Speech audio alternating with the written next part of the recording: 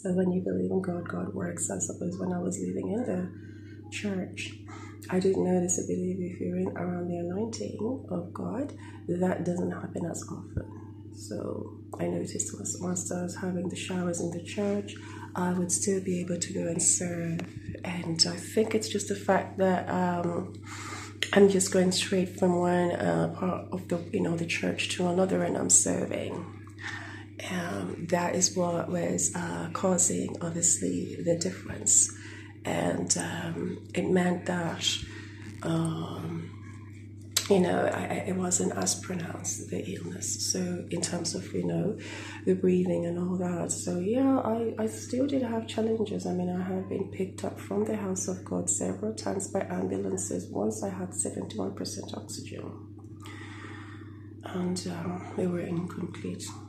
To me, it's a surprise. The ambulance paramedics couldn't even fathom how I had managed to walk from the church to the ambulance. From the, where they parked outside, they said, "You were on 71% oxygen. I mean, do you realize how low that is? You could have died."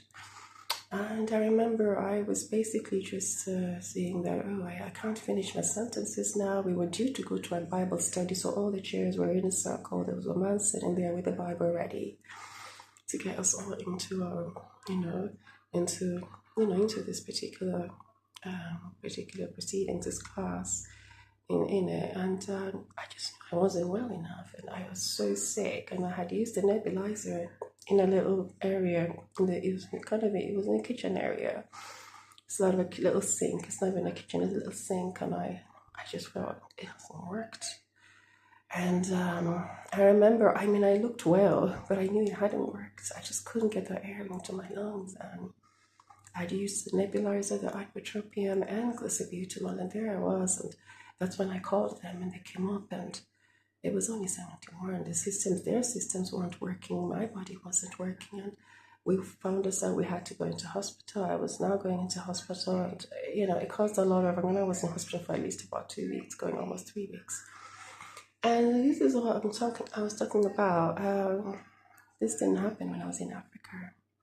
And being in that position is a very, very challenging position because you are not following the normal routine of every other person. You're having to be left out. I've had where the House of God has been very generous in its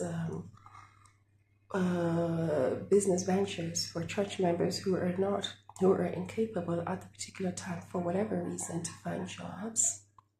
And